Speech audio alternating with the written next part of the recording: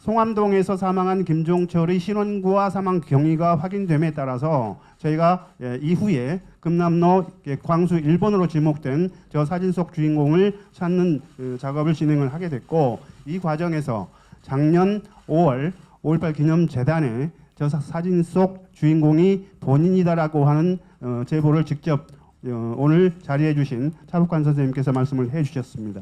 차복환 선생님이 저 사진 속 주인공과 일치한다라고 하는 그 조사 내용에 대해서는 앞서 설명드린 바와 같습니다.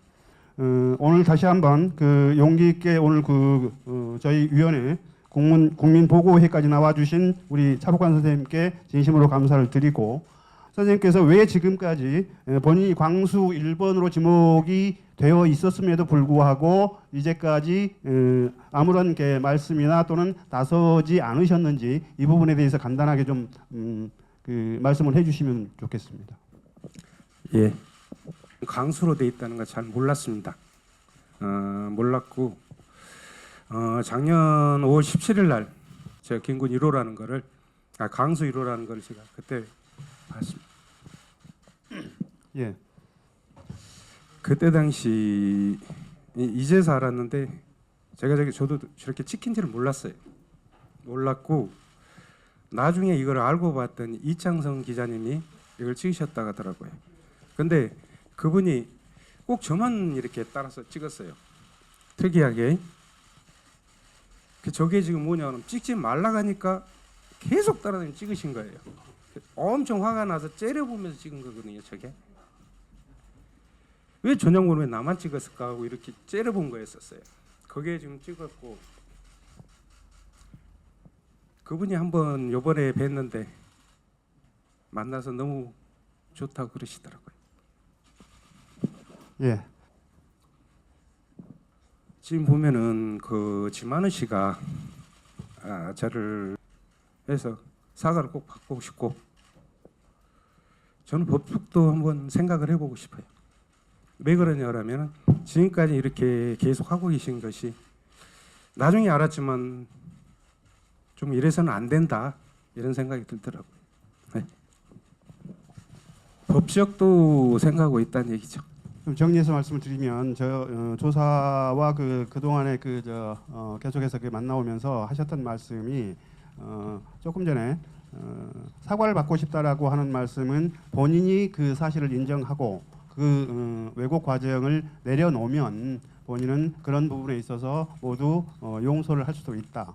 다만 그럼에도 불구하고 만나서 사과를 했음에도 불구하고 아무런 반응이 없을 경우는 법적 조치를 취하겠다라고 하는 그런 의미로 해석하시면 될 것 같습니다. 맞으신가요? 네, 맞습니다. 분이 다시 들어왔을 때 특공조라 해가지고 군복을 저희들이 받은 걸로 저는 기억합니다. 그래서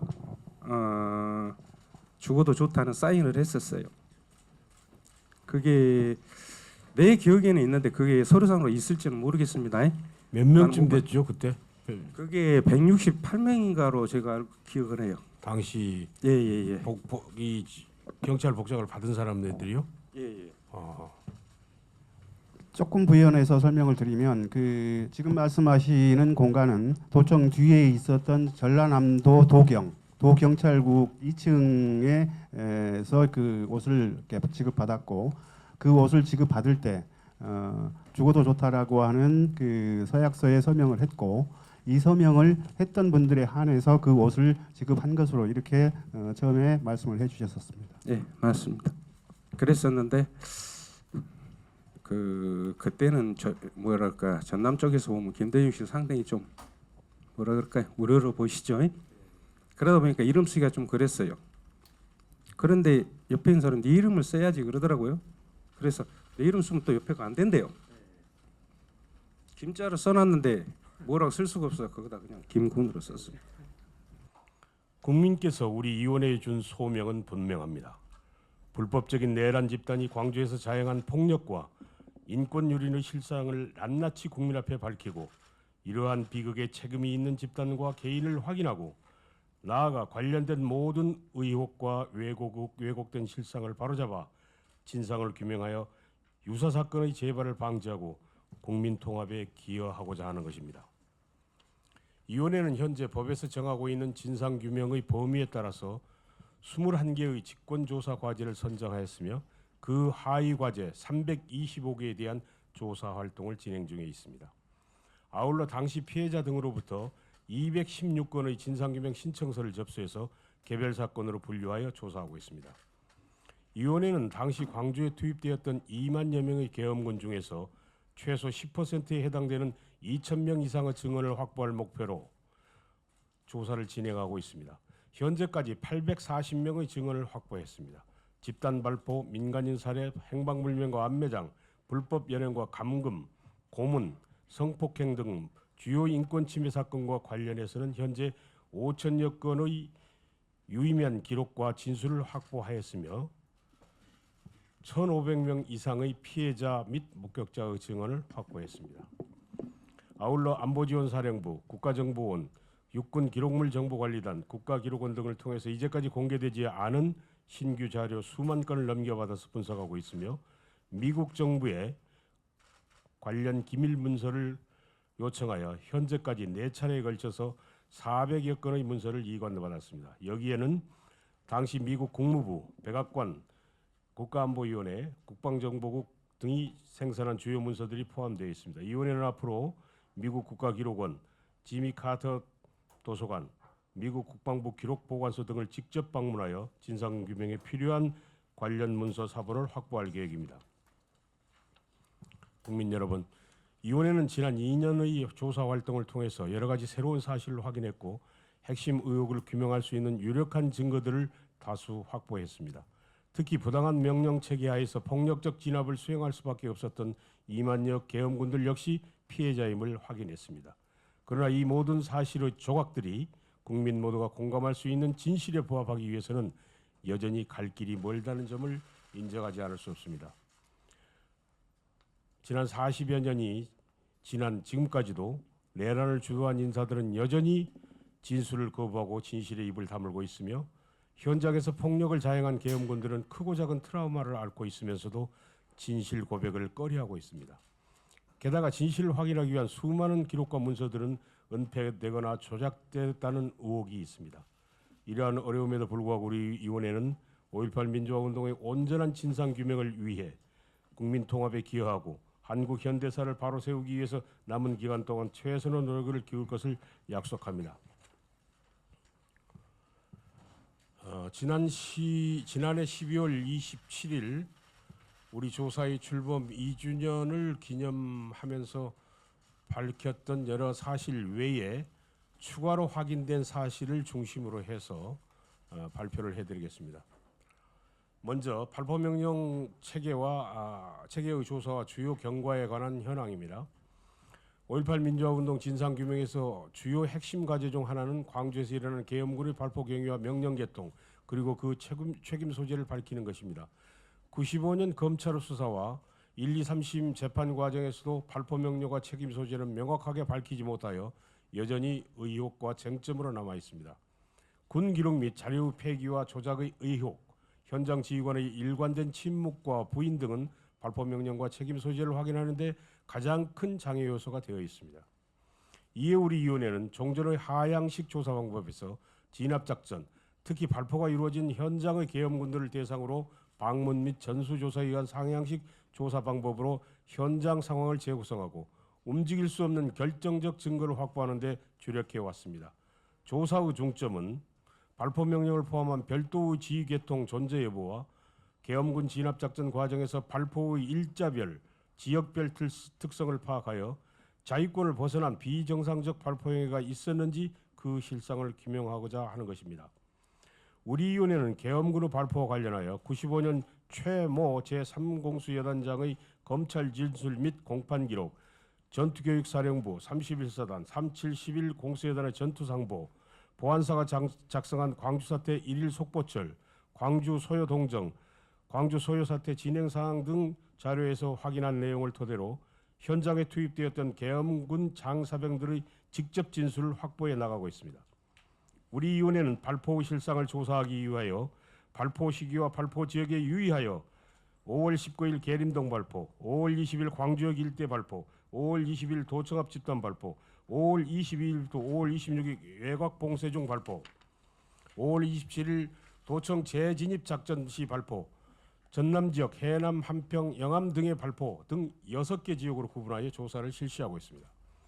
우리 위원회는 5월 20일 광주역 일대 발포와 5월 20일 도청 앞 집단 발포를 우선 조사 대상으로 선정했습니다. 선정 이유는 두 지역의 발포가 자유권 발동 결정 이전의 발포이고 발포 명령상 상급 부대의 지시 여부, 비무장 시민에 대한 발포, 실탄 배분의 실상 등에 대한 진술을 확보하였기 때문입니다. 5월 20일 광주역 일원에서 집단 발포 당시 3공수여단장 최모 씨가 권총 3발을 공중에 발사하는 등의 현장 지휘가 있었다는 진술을 확보하고 그 진위 여부를 확인 중에 있습니다. 그동안 광주역에서의 발포는 박모 대대장 등이 시위대 차량의 공격을 저지하기 위해 차량의 바퀴에 권총을 발사하였다는 본인의 수기, 광주역 일원에서 발포에 의한 사망자 4명, 부상자 6명 발생 등이 확인된 내용의 전부였습니다. 우리 위원회가 현장에 작전에 직접 참여했던 계엄군 530명의 방문 조사를 통해 그중에 58명으로부터 광주역 상황에 대한 진술을 확보하였으며 진술 내용에는 그동안 확인되지 않았던 새로운 내용이 포함되어 있었습니다. 최모 당시 3공수여단장이 광주역 현장에 나와 지휘를 하였다는 진술, 광주역 주변 건물 옥상에서 M60 기관총 위협 사격과 함께 광주역 일원의 광범위한 지역에서 시위대를 향한 발포뿐만 아니라 주택가와 상가에도 발포가 있었다는 3공수여단 김모 일병 등 10여 명의 진술, 광주역 집단 발포에 의한 피해자 현장 지도와 광주역 일원의 병원 11개 병원의 총상 환자 진료 기록을 확인한 결과 16명으로 드러나는 등 종합 분석하여 그동안 알려진 사상자보다 훨씬 더 많은 피해자가 발생한 사실을 확인하였습니다. 이러한 광주역 집단 발포가 북구 신안사거리에서 차량에 치여 사망한 정모 사건, 시위대의 차량을 이용한 공세적 위협 등을 저지하기 위한 자의적 발포였다는 그동안의 주장에 대한 사실관계, 최모 여단장의 권총 발사가 현장에 있었던 계엄군들의 집단 발포에 미친 영향 등을 종합적으로 분석하는 한편 최모 여단장이 무전으로 발포 승인을 요청하였다는 무전병의 진술을 바탕으로 현장 지휘관의 독자적 판단에 의한 발포가 아니라 별도 명령 개통에 의해 광주역 집단 발포가 있었는지 조사를 심도 있게 진행하고 있습니다. 5월 21일 전남도청 앞 집단 발포는 시위대를 향한 직접적인 사격으로 작전 목적에 따라 이루어졌다는 의혹이 짙으며 3개 유형으로 구별될 수 있음을 확인하였습니다. 5월 20일 집단 발포 의혹과 쟁점은 시위대의 장갑차가 돌진하여 권모 일병을 사망케 하여 우발적 발포와 자의적 수단으로 현장 지휘관의 명령에 이루어졌다는 주장과 이와는 별도의 다른 지휘 계통에 의해 사전에 계획된 집단 발포였다는 주장으로 대립되어 왔습니다. 우리 위원회는 장갑차에 의해 사망한 권모 일병의 사건 현장에 있었던 11공수 여단 우모 상병 외 2명의 진술과 당시 11공수 여단 이모 대대장의 증언을 바탕으로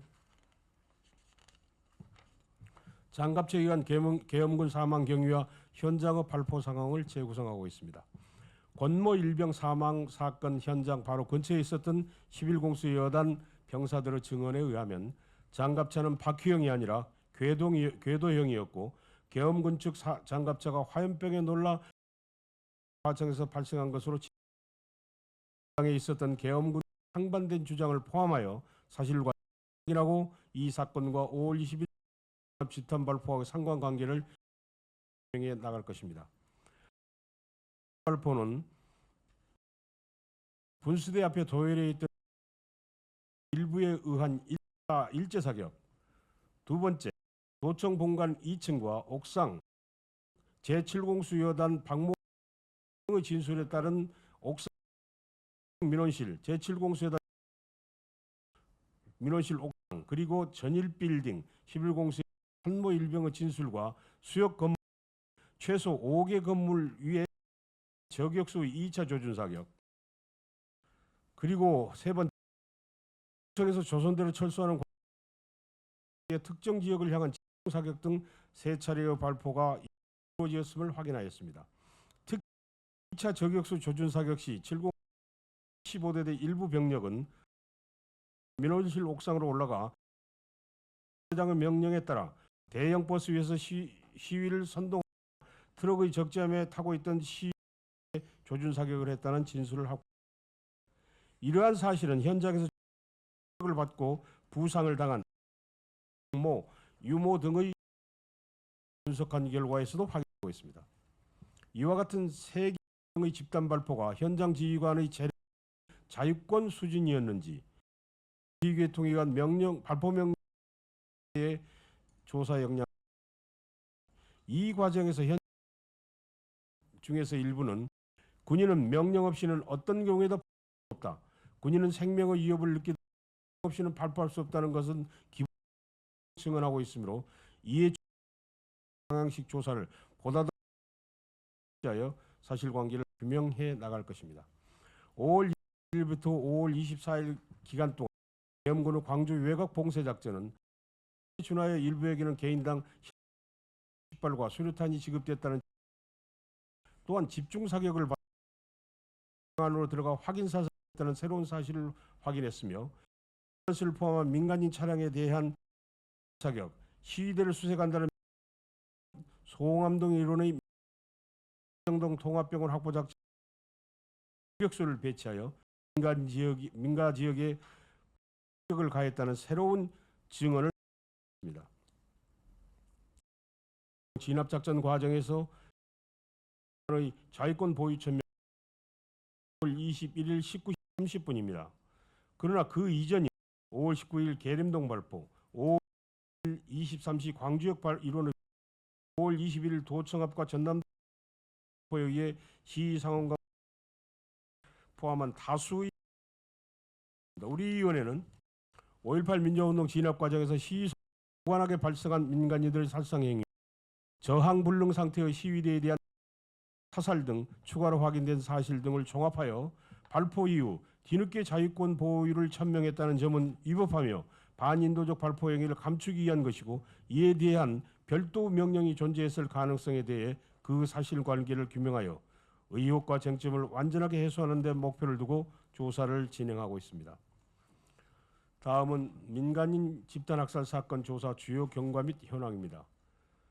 80년 5.18 민주화운동 당시 시위 진압과 광주 외곽 봉쇄 작전 과정에서 발생한 민간인 집단학살 사건은 총 6개 지역에서 발생하였습니다. 구체적으로 1980년 5월 20일 광주역 일원의 집단 발포, 5월 21일 도청 앞 집단 발포와 전남대 일원의 집단 발포, 5월 21일부터 24일 광주 담양간 도로 차단 작전, 5월 광주 화순간 도로 차단 작전, 광주 나주간 도로 차단 작전, 광주 송정간 도로 차단 작전 등에서 광범위하게 이루어졌음을 구체적으로 확인하고 있습니다. 이 과정에서 2022년 4월 30일 현재 새로운 사실들을 추가로 확인하여 발표하겠습니다. 다큐멘터리 영화 김군의 사진 속 인물 즉 지만원 씨에 의해 광주 특수군 일명 광수 1번으로 지목되었던 일명 김군이 생존해 있음을 확인하였고 효덕 초등학교 3거리에서 사망한 김군의 신원 및 사망 경위도 확인하였습니다. 우리 위원회는 광주 외곽 봉쇄 작전 과정에서 발생한 민간인 집단 학살 사건을 직권 과제로 결정하고 조사를 진행해 온 바 있습니다. 민간인 집단 학살 사건을 조사하는 과정에서 80년 5월 24일 송암동과 효덕동 일원에서 계엄군 간의 5인 교전을 전후로 민간인 집단 학살 사건이 발생하였고 그동안 금남로 페퍼포크 차량에 탑승하여 기관총을 잡고 있는 시민군 사진과 동일 인물로 알려진 김군이 5.18 관련 사망자 63년생 자개공 김종철이며 그 신원과 사망 경위를 확인하였습니다. 사망자 김종철은 사건 현장에 함께 있었던 피해자들에 의해 현장에서 사살된 후 실종된 것으로 알려졌으나 당시 현장에서 계엄군들을 대상으로 한 면담 조사 결과 효덕초등학교 앞 삼거리에서 연행되던 중 계엄군에 의해 사살되었다는 증언을 확보하였습니다. 이 시체는 이틀 동안 길거리에 방치되었다가 동네 주민들이 인근 야산에 감행하였고 5월 29일 광주시청 관계자들에 의해 시체가 수습되었습니다. 따라서 다큐멘터리 영화 속 김군은 금남로의 페퍼포크 차량 위에 기관총을 잡고 탑승해 있는 인물이 아니라 효덕초등학교 삼거리에서 계엄군에 의해 희생된 사망자 김종철로 확인되었습니다. 이와 같은 사실은 현장에 있었던 11공수여단 일병 최모 씨, 하사 최모 씨, 등의 진술, 사망자 김종철의 검시 결과 보고서 속에서 나타나는 사망 원인과 사망 일자 및 장소, 사망자 김종철의 시체를 검시한 의사 문모 씨의 진술, 효덕초등학교 부근 정류장 근처에 방치되어 있던 시체를 수습하여 감회장하였다는 동네 주민 임모 씨, 최모 씨 등의 진술을 종합 분석하여 확인한 것입니다. 아울러 현장인 효덕초등학교 삼거리 부근의 이백윤 씨 집에서 체포한 4명의 시위대 중 사망자 김종철을 2m 지근거리에서 사살하고 뒤이어 추가로 정글도 등으로 시체를 훼손한 가해 당사자들을 특정하여 인정 진술을 확보하기 위해 현재 조사를 진행 중에 있습니다. 따라서 다큐멘터리 영화 김군으로 알려진 금남로 페퍼포크 차량 위에 기관총을 잡고 탑승해 있는 시민군 사진 속 실제 인물은 효덕동에서 사망한 김종철이 아니라 차 모 씨로 현재 생존해 있음을 확인하였습니다. 사진이 나오나요?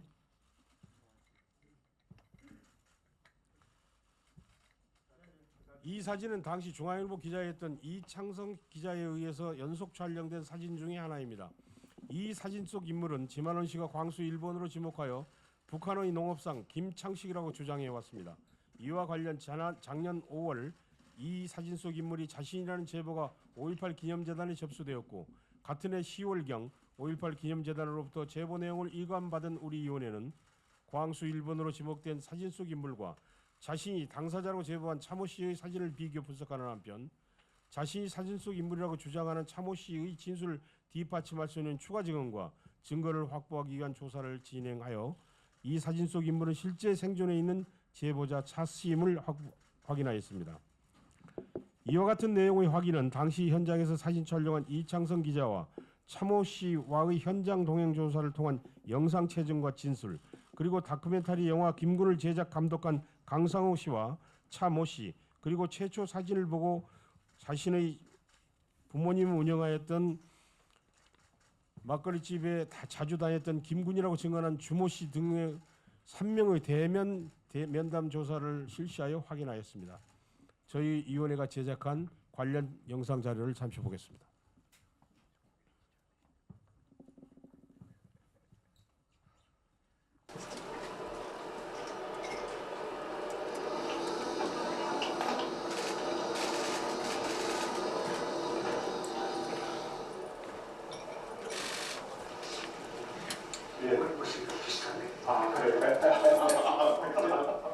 눈내고 관객들하고 비슷한 거죠. 제가 그때 눈내가 굉장히 무섭고 얘기해서 제가 찍었거든. 제가 요구한 건 기억하세요? 응? 제가 요구한 나한테 욕했지. 여기 있죠? 네. 네. 나한테 소리를 때가 차고 있어. 네. 와, 기수하자. 주식기 이건 나만 쫓아가지고 찍는다 보네 여기. 그래, 눈 그래.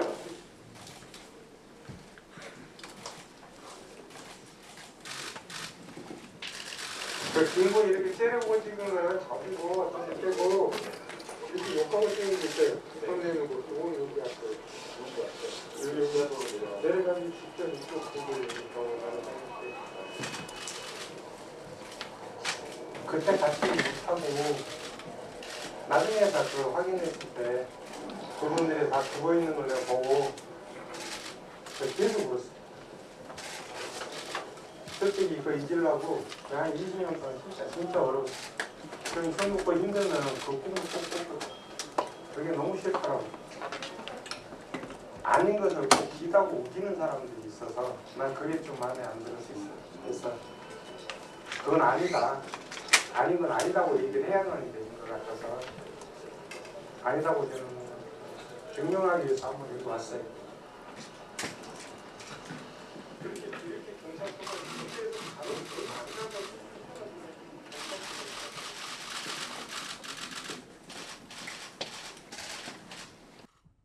(80년 5월 21일) 14시경 도청 앞 집단 발포 현장에서 조준 사격에 의해 장갑차 이의 청년이 사망한 사건과 관련하여 피해자의 신원을 확인한 사실을 말씀드리겠습니다.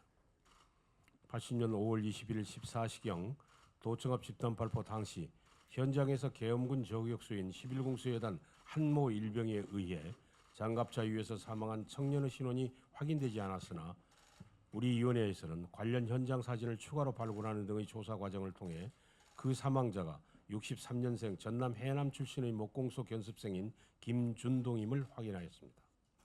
우리 위원회는 작년 5월 대국민 보고 당시 전일빌딩 옥상에 저격수로 배치되어 장갑차 위 청년 한 명을 저격하여 사망케 했다는 가해 당사자의 인정 진술을 확보하여 발표한 바 있습니다. 그 후 저격당한 피해자의 신원을 확인하기 위해 조사를 진행해온 결과 저격된 직후의 상황을 촬영한 조선일보 이영배 기자의 사진 2점을 추가로 발굴하고 이 사진과 적십자 병원에 안치되어 있는 시체들의 사진 중에 일치된 피해자가 있는 것으로 추정하고 정밀 분석한 결과 피해자의 신원을 확인할 수 있었습니다.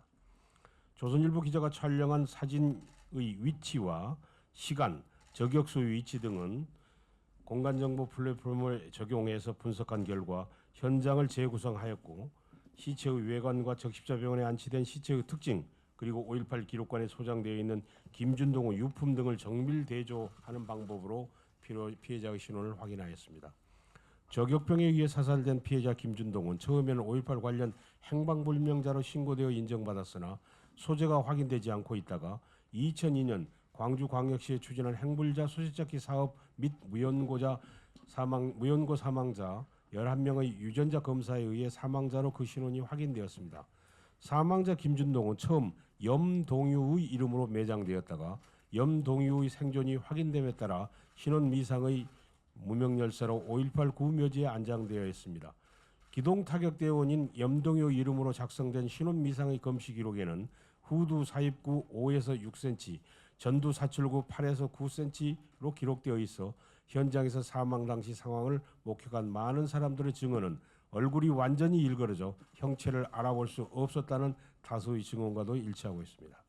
즉 행방불명자에서 사망자 염동유로 오인되었다가 염동유의 생존이 확인되어 다시 무명열사로 분류되었고 위원회 조사 결과 최종 사망자가 김준동이라고 하는 사실로 정리되게 되었습니다.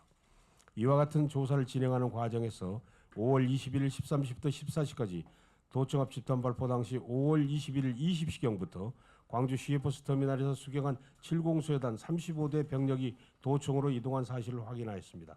7공수여단 35대 모 지역대, 모 중대, 모 지대원들은 집단 발포가 이루어질 당시 12공수여단으로부터 실탄을 지원받아 도청 옥상으로 올라가 저격을 했다는 내용의 진술을 확보하였고 중대장의 지시로 주요 대형 버스나 트럭 위에서 시위대를 선동하고 있는 사람들 대상으로 저격했다는 진술에 대해 사실관계를 확인했습니다. 이러한 사실은 5월 20일 집단 발포 당시 현장에서 총격에 의해 부상을 입은 피해자 이모 씨, 유모 씨, 박모 씨 등의 부상 부위와 진료 기록을 분석한 결과 사입구와 사출구의 총탄 관통 방향이 하복부에서 대퇴부로 향하고 있음이 확인되어서 최소한 2층 이상의 건물 위에서 사격한 총격에 의한 부상임이 입증되었습니다. 이에 대해 현장의 저격수로 참여한 가해 당사자들을 특정하고 저격의 명령과 실행 과정에 대한 조사를 진행하던 등 사건의 전말을 확인한 최초의 사례입니다. 우리 위원회는 80년 5월 20일 도청 앞 집단 발포의 최초 명령과 지시, 실행 과정에 대해 계속하여 실체적 진실을 규명할 것입니다. 이와 관련해서 조사 이과장의 세부 설명이 있겠습니다. 상황을 담고 있는 사진이나 영상이 거의 존재하지 않는 상황에서 새롭게 발굴된 자료였고 앞에 고자와 난간이 보입니다. 이 고자는 고려 화재의 고자고 그 다음에 그 밑에는 그 아래에 있었던 그 금남로상의 난간에 해당되겠습니다.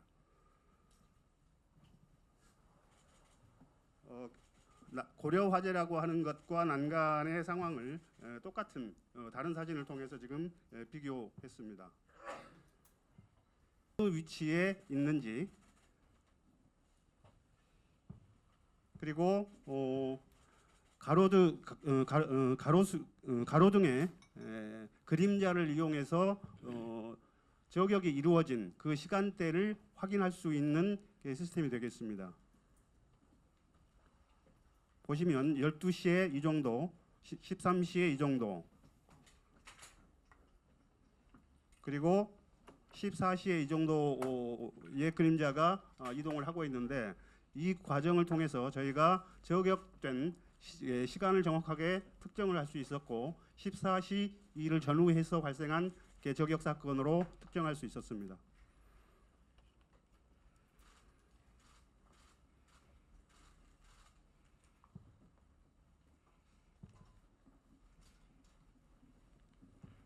다음은 현장 공간을 그 실측에 기초해서 저격수가 자리한 위치, 그 다음에 촬영이 이루어진 장소의 거리와 위치를 정확하게 특정하는 실측 관계의 내용을 분석해서 이렇게 적용을 해서 실제 당시 동구청 2층에 위치해 있었던 조선일보 지국에서 촬영되었다라고 하는 사실을 확인할 수 있었습니다. 관련된 그 현장에 있었던 분의 증언입니다. 사진을 보시면 그 한쪽 발은 신발이 있지만 다른 한쪽은 신발이 벗겨져 있음을 확인할 수 있습니다. 역시 마찬가지입니다. 조금 더 이렇게 확실하게 이 부분을 조명을 했는데 여기에서 보면 줄무늬가 있는 운동복이 확인이 됩니다. 그리고 신발 한쪽이 벗겨져 있는 상태가 확인이 됩니다. 이 사진은 80년 5.18 당시 적십자병원의 시체 안치실, 여기에 그 시체 안치실은 적십자병원의 직원들이 사용했던 방을 임시로 시체 안치실로 사용했던 그 공간입니다. 그 공간에 보면 그 시신들을 태극기로 덮은 채 이렇게 안치를 해놓고 있는데 그 중에 그 사망자의 시체가 신발이 벗겨져 있고 줄무늬가 있는 운동복이 확인이 됩니다. 마찬가지로 이 부분을 조금 더 확대해 보면 김준동의 유해와 함께 발굴된 유물로서 양말에서 나타난 특징, 그리고 바로 옆에 원래 시체 안치실에 있었던 그 사진과 일치함을 확인할 수 있었습니다. 관련해서 적십자병원 부상자 실태조사 중에서 이 22명의 명단은 거기 적십자병원에서 사망한 사망자 22명의 명단을 순서대로 정리를 해놓은 겁니다. 관련해서 보시면 5번이 조금 전에 말씀드렸던 그 시체의 내용이고, 그때만 하더라도 아까 위원장님께서 발표를 하셨던 그 내용대로 당시에는 염동유라고 하는 이름으로 안장이 되었기 때문에 미상으로 처리가 됐고, 그 옆에 보면 연녹색 추리닝이라고 하는 기록이 확인이 됩니다. 이 부분 역시 5.18 직후에 광주지검에서 작성한 검시 조서입니다. 검시 조서상에서도 성명불상으로 기록이 되어 있고, 이와 관련된 앞서 말씀드린 연녹색 추리닝이라고 하는 기록이 확인이 됩니다. 그리고 검시서에 나타난 사망의 원인과 관련해서는 사입구가 후부, 즉 이 사입구와 사출구의 내용으로 보면 머리 뒤쪽에서 총을 맞아서 앞쪽으로 사출구가 발생한, 그리고 상처의 크기, 그러니까 사입구와 사출구의 크기로 보면 아주 가까운 지근거리에서 두개골에 의한 관통 총상으로 저희가 판단을 하게 됐습니다. 관련해서 김준동은 앞서 설명드린 대로 행방불명으로 1980년 6월 달에 신고가 되어서 심사 결과 1988년에 행방불명자로 인정을 받았고, 인정받은 이 행방불명자는 2002년 광주광역시에서 실시하고 국가보훈처에서 함께 진행했던 5.18 구묘지의 11기의 무연고 사망자들에 대한 신원 확인을 위한 유전자 검사 결과에서 김준동으로 최종 확인되었고, 여기 장갑차 위에 시체는 김준동으로 저희가 최종적으로 확정했다라고 하는 경과를 자료를 통해서 말씀드렸습니다. 다음은 계엄군에 의한 성폭행 사건의 주요 조사 경과를 말씀드리겠습니다. 80년 5월 20일 야간에 공용터미널 부근의 유흥가와 상가를 수색하는 과정에서 저질러진 성폭행 피해자와 그 현장에 함께 있었던 증인들의 제보와 증언을 확인하고 가해 당사자를 특정하기 위한 조사를 추진하고 있습니다.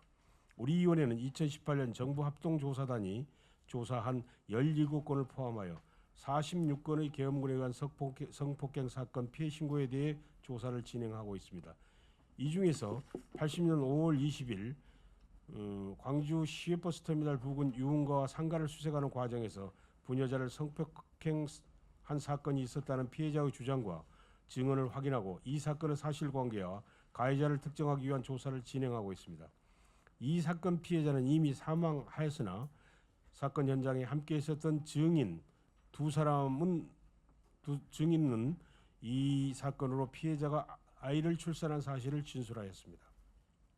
당시 사건 현장에는 7공수여단 병력이 광주 시외버스터미널에서 야간 수경을 하였고 이 과정에서 인근 유흥가와 주택가 등을 수색한 사실은 복수의 현장 계엄군들의 진술을 통해 확인하였습니다.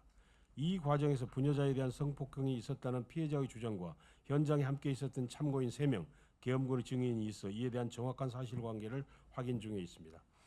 이와 관련 우리 위원회는 이 사건 피해자가 이미 사망하여 가해자를 특정하거나 특정하여 처벌을 원하는 등의 피해자 의사 확인이 불가능한 점에서 조사 과정을 공표하는 것에 대해 매우 조심스러울 수밖에 없었습니다. 특히 피해자와 가해자에 대한 2차 피해와 가해의 위험성을 감안하지 않을 수 없었습니다. 이와 관련하여 전문가들의 자문과 재연, 관련 기관의 자문 등을 거쳐서 공표하는 것으로 결정하였습니다. 성폭력 피해 사건 42건이 우리 위원회에 접수 또는 이관되어 있고 그 피해자들의 주장은 의혹과 쟁점으로만 남아 피해자들에 대해 심대한 고통을 가중시키고 있다는 점에서 이런 사건이 실제 있었는지를 확인하는 것은 우리 5.18 진상규명 특별법의 목적과 우리 위원회에 부여된 의무에 부합한다고 판단하기 때문입니다. 상세한 내용을 말씀드릴 수 없음을 양지해 주시기 바랍니다. 전두환 노태우 정권 시절에 강제 징집과 삼청교육대 입소 등 5.18 피해자들에 대한 지속적인 인권 탄압 행위가 있었음을 확인하였습니다. 5.18에 참여했다는 이유로 강제 징집되어 80년대의 대표적인 인권 침해 사건인 녹화 사업에 동원되었거나 불량배 소탕 교육인 삼청교육 대상자로 분류되어 각종 가혹 행위를 당하는 등 2중 3중의 고통을 받은 사실이 구체적인 문건과 피해자 진술 등을 통해 확인되고 있습니다.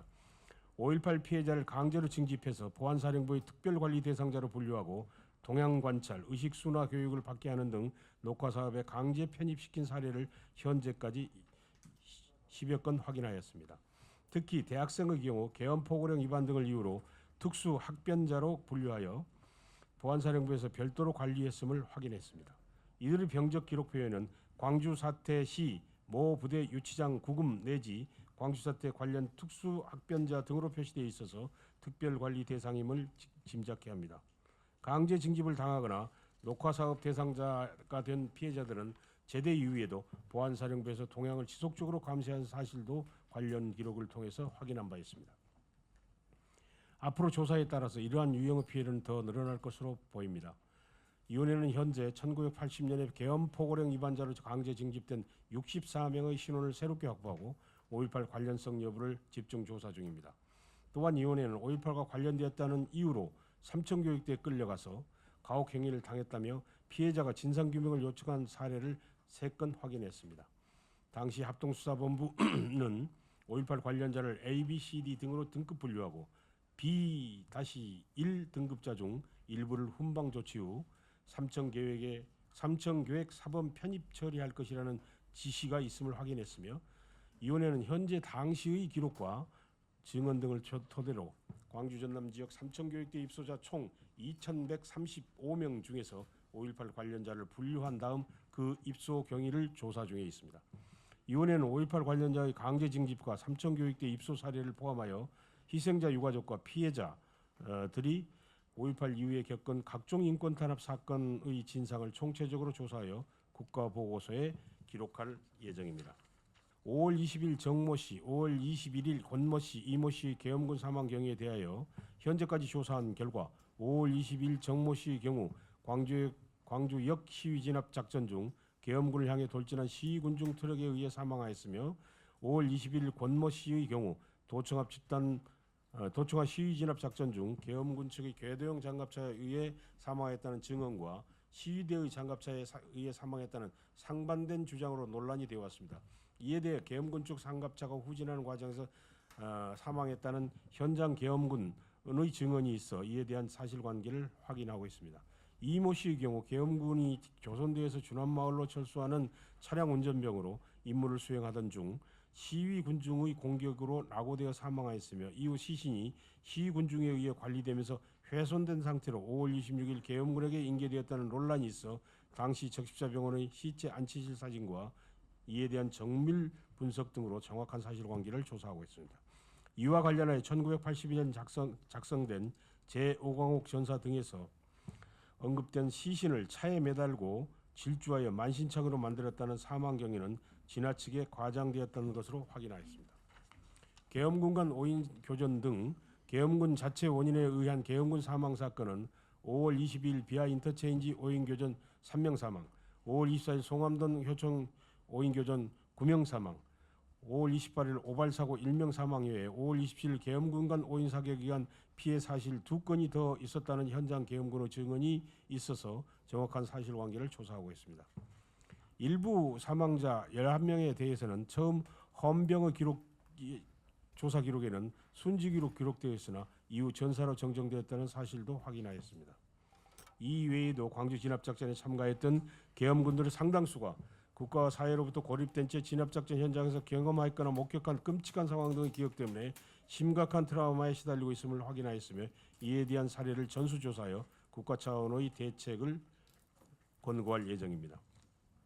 우리 위원회는 80년 5월 20일 19시경 노동청합 차량 시위 과정에서 시위 진압작전을 하고 있던 경찰들을 향해 돌진한 광주고속버스에 치여 사망한 한평경찰서 소속 4명의 경찰관 유가족과 당시 광주고속버스를 운전했던 배모 씨가 만날 수 있도록 자리를 마련하였습니다. 오는 5월 19일 동작동 국립현충원 경찰관 유족들과 배모 씨가 함께 묘지를 참배한 후 배모 씨의 사제와 경찰관 유족들의 용서 화해를 위한 만남의 자리를 가질 예정입니다. 위원회는 5.18 민주화운동 관련 인권침해 사건의 피해 사실 확인을 내 전국을 7대 권역으로 나누어 권역별 조사를 진행하고 있습니다.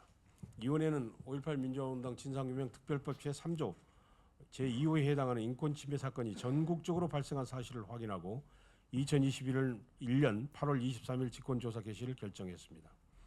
5.18 민주화운동과 관련하여 당시 광주 전남 검거자 2천여 명 외에 서울, 경기 등 전국 12개 시도에서 1천여 명 이상의 조사 대상자가 확인되었으며 이에 따라 우리 위원회는 이들 인권 침해 피해자들의 조사를 위해 담당 조사관이 각 권역별로 위촉된 전문위원 및 국방부 지원단과 함께 피해 사실 및 가해자 조사를 차질 없이 진행하고 있습니다. 80년 5월 초부터 시작된 대학생들의 시위는 전국적으로 계속 확산되어 같은 달 15일 서울 지역 35개 대학 20여만 명, 광주를 포함한 전국 각 지역의 24개 대학 4만여 명이 계엄령 철폐, 전두환 퇴진 등을 내세우며 가도시에 나서는 등 전국적으로 연대투쟁의 틀을 갖추고 진행되었으며 5.18 민주화 운동에 대해 전국적으로 광주의 참상을 알리는 유인물 배포나 신군부에 대항하는 시위가 끊이지 않았음이 확인되었습니다. 당시 신군부는 전국적 예비검속을 통해 정치인, 재하인사, 학생 등의 체포에 나섰고 5.18 민주화 운동을 무자비하게 진압한 후에도 광주의 참상을 알리려던 전국의 대학생과 재하인사, 종교인들을 무차별 검거하였습니다. 검찰 발표에 따르면 당시 예비검속자 2,699명, 육군본부 기록상 소위 광주 소요 관련 검거자 2,577명 등 전국적으로 수천 명이 검거되어 치안본부, 보안사, 중앙정보부뿐만 아니라 군부대 등에서 불법 구금 폭행뿐만 아니라 통닭구이, 고춧가루 붓기, 전기고문 등의 혹독한 인권 침해를 당했던 것으로 파악되고 있습니다. 위원회는 5.18 민주화운동 관련 전국 인권 침해 사건의 조사 범위, 조사 대상 등에 대해 명확한 기준과 근거를 마련하기 위해 심도 깊은 논의를 지속하고 있으며 확인된 피해자 및 피해 경위, 현지 조사 등에 대한 조사와 함께 관련 기록 확인, 가해 기관 및 가해자 조사 등을 통해 억울한 피해자가 없도록 최선을 다할 계획입니다. 잠시 영상을 보겠습니다. 서울대 시험들이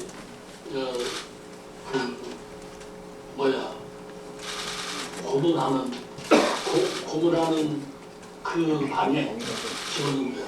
그러니까 고문한 것들이니까 다 있지. 그 걸 보면서 좀 당한 것 같아. 좀 당하신 분도 있는데 그래서 이제 하루는 옥상에 참고 부르더라고요.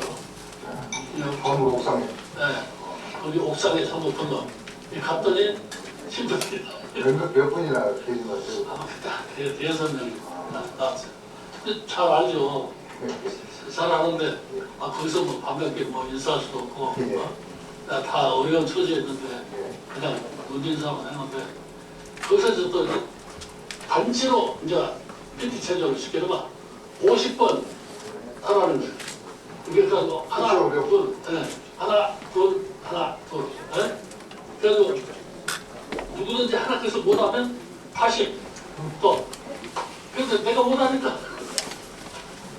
그 자식들이 한 말 중에 내가 기억에 남는 게 하나 있는데 심지어 당신이 까불면 여기서는 당신 하나쯤 말이야 그냥 간단하게 없앨 수 있다고 세상 아무도 모르게 당신 중요한 거 싹 갈아서 하수구에 그냥 물 부어가지고 할강으로 싹 던져버리면 아무도 모르게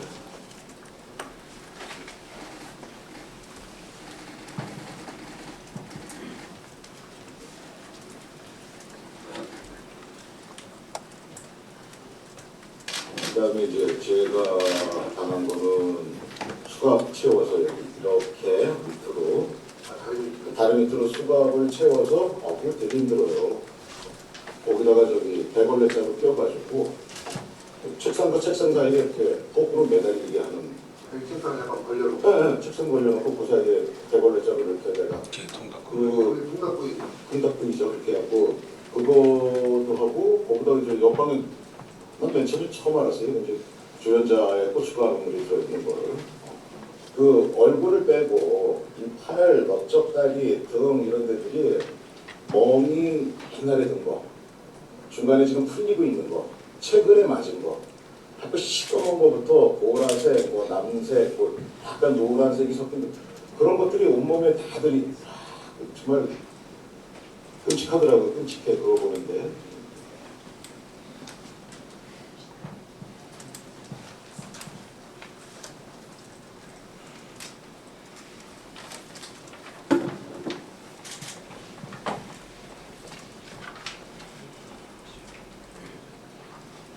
그리고 그 다음 자기들이 아니 그게 성공을 했어요. 그러니까 그날 첫날이요? 예, 바로 처음에. 그 얘기를 좀 해주시죠. 예. 기구 같은 게 있지 않습니까? 예, 기분이 이렇게 의자가 있는데 북방의 의자에 이렇게 해가지고 이렇게 매가지고 전선들이요.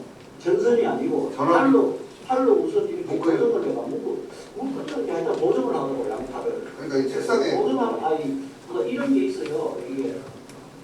이게 수갑 같은 거 있잖아요. 예. 그 안에 손놓는 딱 이렇게 허리나 그다음에 허리도 묶어버리고 엄청 못하게. 의자에 허리는 의자에 그렇게 하고 움직이지 못하고. 그리고 이놈이 내 정말 여기 계신데 이걸 지프를 내려 지프. 바지를 다 안 내리고요? 네, 청바지 입고 있었어요. 그러니까 지퍼만 내리고. 내려가지고 그걸 끄집어내서. 그 전선줄은 전화기 줄입니까? 아니면 무슨 다른 기구? 이거를 가지고 커리싱. 버리시는 거예요.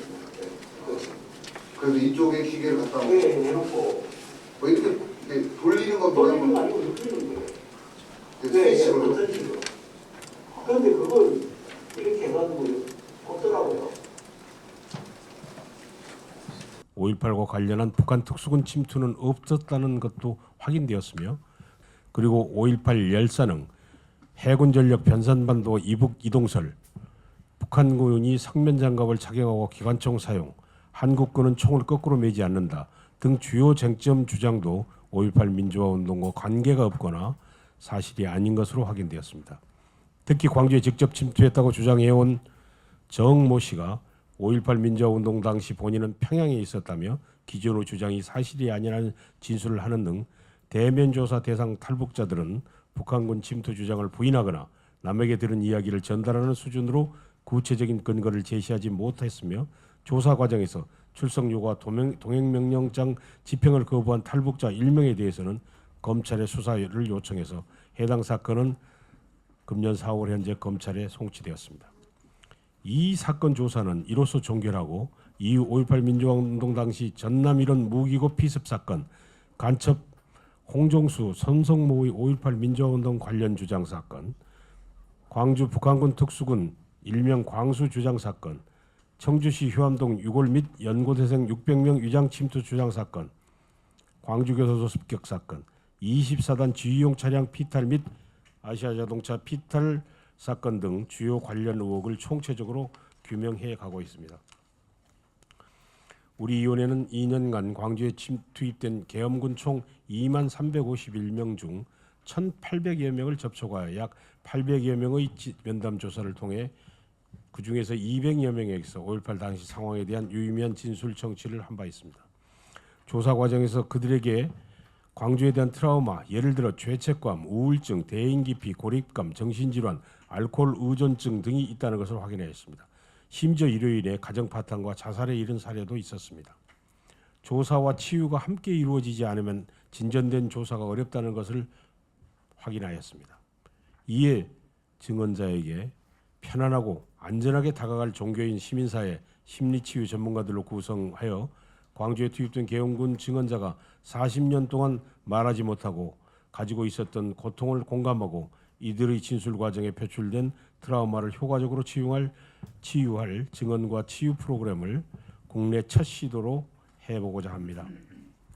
증언과 치유 프로그램은 불교, 기독교, 천주교, 온불교, 천도교 등 종교인들이 적극 도움을 주고 있으며 한국 트라우마 스트레스 학회, 회복적 정의협회, 5월 단체 등 시민단체와 신경정신과 전문의, 심리극 전문가, 미술치료사 등 각 분야 전문가들로 구성된 외부 자문회의를 통해서 충분히 의견을 수렴하고 다음 달부터 시행할 예정입니다. 지난 5월 10일 전문가 회의에서 참석하신 모 자문위원님은 다음과 같은 소회를 밝힌 바 있습니다. 피해자들 중에서도 해마다 5월이 되면 망월동 쪽으로 의도적으로 회피하는 분들도 계시다 들었습니다. 계엄군들에게도 똑같이 트라우마가 있다는 걸 처음 알게 되었습니다. 피해자들이 힘든 만큼 가해 당사자들도 나름 힘들었을 것입니다. 이렇듯 5.18 피해자나 가해자 모두가 피해자라는 시각에서 이해해야 합니다. 증언과 치유 프로그램은 그런 의미에서 피해자뿐만 아니라 가해자들에게도 꼭 필요한 일이라고 생각합니다라고 말씀하신 바 있습니다. 5.18이 사회적으로 갈등과 분열을 반복해야 하고 정치적 이념적으로 악용되는 악순환을 끊어내고 양심적 증언과 회복적 정의를 실천하고자 합니다. 80년 당시 경랑에 휩쓸려 부당한 명령에 의해 5.18 민주화운동에 연루되어 아픈 상처를 간직하고 계신 분들의 용기 있는 증언과 제보를 기다리고 있겠습니다. 마지막으로 우리 위원회의 향후 활동 계획에 대해서 간략히 보고드리겠습니다. 위원회가 출범하면서 작성한 활동 기본계획 및 로드맵에 의하면 조사 활동 기간은 3년 안에 마감하고 그 후 6개월 안에 종합보고서를 제출할 계획이었습니다. 그러나 위원회 자체 진도 및 성과 분석에 의하면 기본계획의 목표치 대비 조사 달성률은 전체적으로 50% 선에 머물고 있다고 평가하였습니다. 현재 21개 직권조사 과제의 세부 과제 325개 중 200여 개 과제를 완결하고 125개 과제는 현재 조사 진행 중이며 신청조사 과제 216개 중 79건은 조사 착수하였고 나머지는 사전조사 등 위원회가 계획기간 내에 조사활동을 완료할 목적으로 노력을 기울이고 있습니다. 성과가 기대에 미치지 못한 이유는 분석 결과 아래와 같습니다. 특별법 개정이 이 위원회가 처리할 조사 과제를 대폭 늘어놨습니다. 진상규명 시공간 범위가 5.18 민주화운동 당시에 관련한 시기와 광주 관련한 지역으로 확대되어 전국 단위 5.18 피해자 사건과 5.18 이후 전두환 노태우 정권과 유가족 및 피해자에 대한 감시 사찰 등의 인권 탄압 사례도 조사 과제로 포함되어 있습니다. 특별법 3조의 개정으로 5.18 민주화운동 당시 작전에 참여한 군과 경찰이 입은 피해도 조사 과제로 새롭게 추가되었습니다. 법정 과제가 당초 7개 범주에서 11개 범주로 늘어났습니다. 특히 신청조사 기간이 1년 연장되면서 신청사건 조사가 마지막에 작년 말에 200여 건이 넘게 접수되어 조사관의 업무 부담이 가중되었습니다. 둘째, 조사 환경과 조사 방식의 변화로 이전의 조사 활동에 비해서 조사 대상자 범위가 늘어났으며 조사관 1인당 과제 부담률이 가중되었습니다. 핵심 관련자들이 대부분 증언을 거부하고 있는 탓에 위원회는 당시 작전에 참여한 2만여 명이 넘는 장교와 사병들의 증언을 통해 당시 상황을 확인하는 상향식 조사가 불가피했습니다. 셋째, 관련 자료 왜곡 변조 의혹이 심하여 사실 확인을 위한 시간과 노력이 많이 소모되었습니다. 당시에 작성된 군의 작전 관련 기록의 상당 부분이 사후에 변조되거나 중요한 사건 등은 기록이 누락되어 있다는 의혹이 있어서 현재 조사 중이며 군 기록만으로는 당시의 진실을 재구성하는 데 많은 한계가 있었습니다. 넷째, 핵심 인사들의 사망, 증언 기피와 부인 전략으로 조사 성과를 내지 못하고 있습니다. 전두환 노태우 씨의 사망, 정호영, 이희성 등 핵심 인사들의 진술 거부나 소극적 자세 등이 있습니다. 이에 대해 위원회는 진술을 확보해야 할 44명의 핵심 인사를 선정했고 조사 안내장과 진술서 제출 요구서를 발송하는 등 조치를 취하고 있으나 당사자의 거절 등으로 아직 별다른 성과를 거두지 못하고 있습니다. 강제할 법규도 없습니다. 다섯째, 조사관 채용 등 조직 정비 기간이 과다하여 조직 운영의 효율성이 크게 제고되지 못했습니다. 이 위원회 출범 후 조사관 1차 채용에서 약 4개월이 소요되었으며 법 개정 후 조사관 정원이 늘어났으나 34명에서 20명이 늘어난 54명으로 늘어났으나 조사관 채용에 필요한 행정 절차 때문에 적기에 조사관을 채용하여 조사 활동에 투입하지 못하였습니다. 여섯째, 코로나 사태로 계획 대비 활동이 너무 저조했습니다. 출장과 현지 조사가 크게 제한되어 조사 대상자의 증언과 진술을 적기에 실시하지 못하였고 조사 활동에 필수적인 회의 및 세미나 등의 대면 활동을 적극적으로 실시하지 못한 것이 현실입니다. 결코 변명은 아닙니다. 이 사항과 같이 여러 여건 등을 종합적으로 판단할 때 우리 위원회가 국민적 기대와 여망에 부응하여 설립 목적을 완전하게 달성하기 위해서는 법에서 허락하고 있는 기간을 최대한 활용해야 할 것으로 판단됩니다. 위원회 활동에 대한 정부와 국민의 적극적인 관심과 지원이 요청되는 시점입니다. 장시간 감사합니다.